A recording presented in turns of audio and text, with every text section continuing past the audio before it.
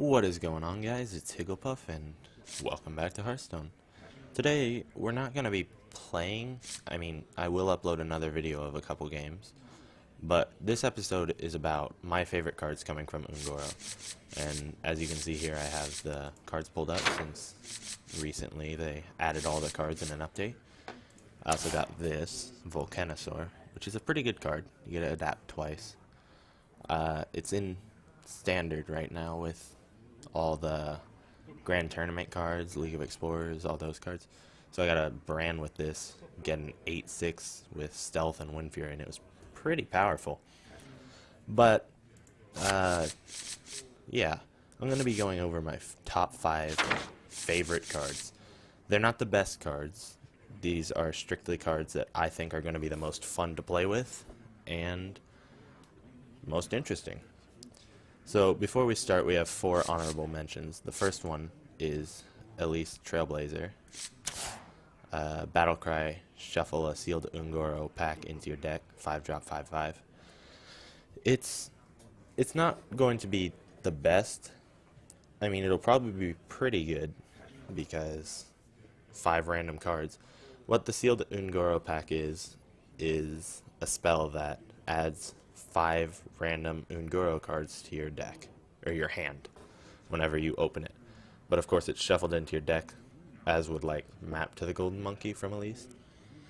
So that's what this card does. I think it's going to be a fun card because RNG is pretty fun to play with, and it could end up saving you in a lot of situations, so that's why she makes the honorable mentions. Next up is a warrior quest, Fire Plume's Heart. Play 7 taunt minions, reward Sulfuras. Sulfuras is Ragnaros' weapon, and it's a 3-drop 4/2 weapon that's Battlecry. Your hero power becomes deal 8 damage to a random enemy. Now, it's not the most powerful of all the quests. It's a really, really strong quest, yeah, but there are better ones out there. I chose this one because I really like the Taunt Warrior deck that's going to be built from this. And yeah, it's just one of my favorite cards. I like the Ragnaros effect that they brought back. So I'm probably going to craft this card if I don't get it because it's a pretty good card. And that's why I chose this card. Next up in Shaman is Kalamos Primal Lord. Now yes, this is probably one of the best cards coming from this expansion. It's so powerful. And as I said at the beginning, this is not about the best cards. This is about my favorite cards.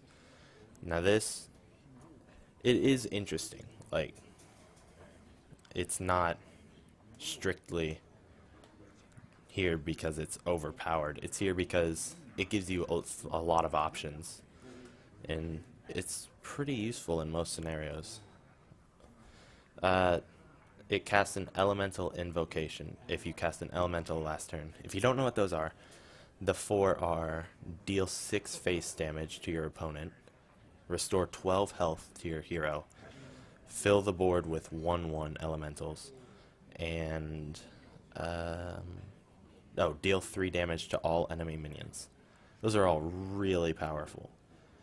And it's basically just for 1 mana, that spell. Because other than that, you have a 7-cost 7/7. So, yeah, that's an interesting card. It can really turn a game around instantly. So that's why this card made the list, or the honorable mentions. And the last honorable mention, which is one of my favorite ones, is Dinomancy. 2-cost spell, your hero power becomes give a beast 2/2. It's not give a random beast +2/2, so that's pretty powerful if you think about it.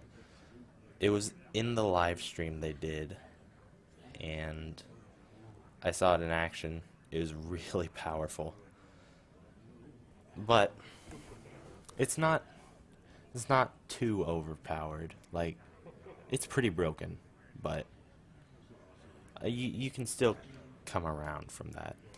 giving a beast 2/2. However, I think this really goes well, and it's going to be one of the cards that pulls Hunter out, because right now it's pretty underplayed in the meta. But I think this card is going to be one of the ones that brings it back in, along with their quest they have now, the Marsh Queen. That's going to be one that draws a lot of people in. And with that, they're getting pretty powerful 1-drops, such as Jeweled Macaw. But anyway, that's why Dinomancy makes the list. It's just an interesting card. Alright, so on to the top 5 now. Number 5, we have Primordial Glyph. This card is pretty much unstable portal for spells.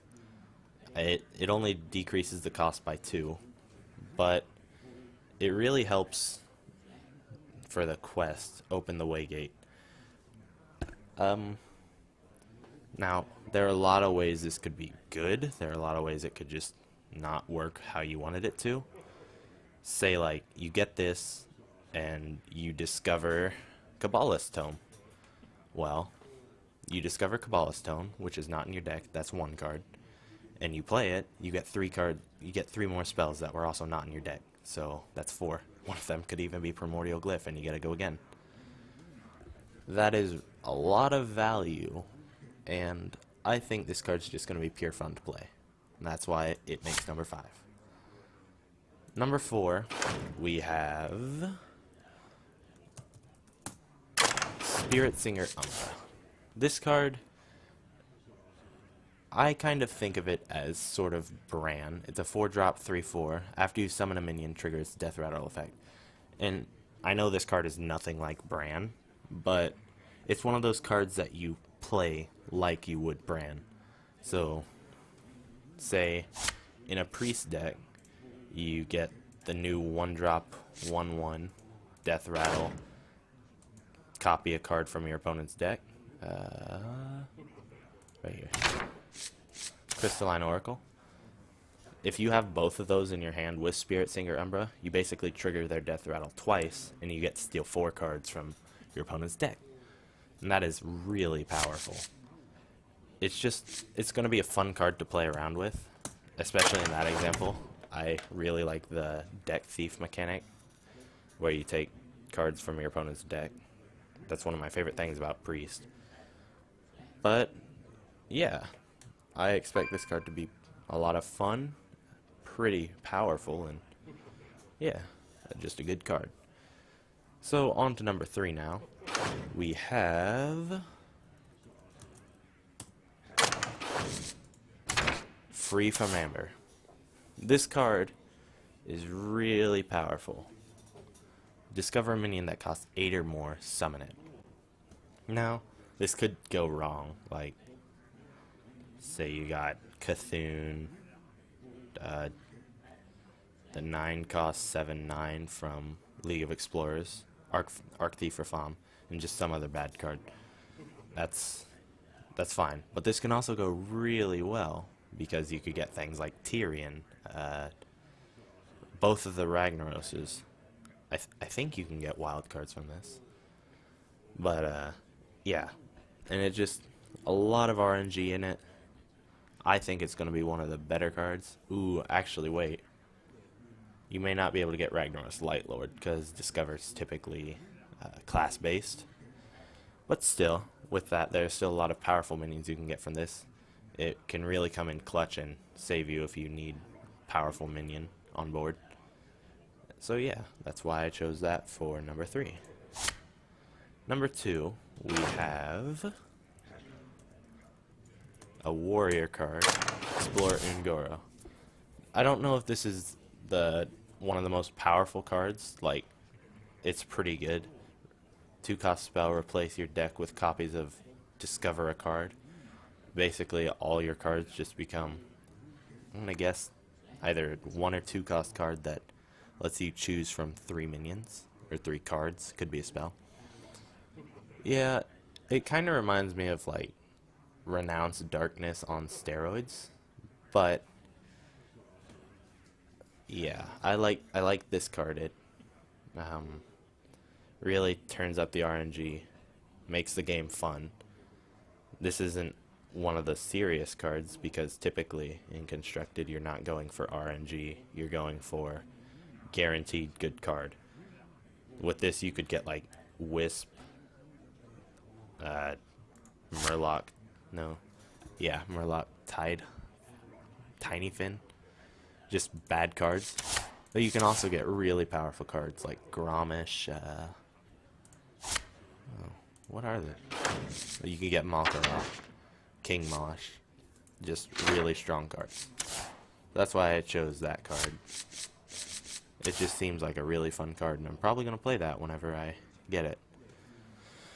So, that was number 2. And number 1 is not really the best card, but it's the Druid Quest Jungle Giants.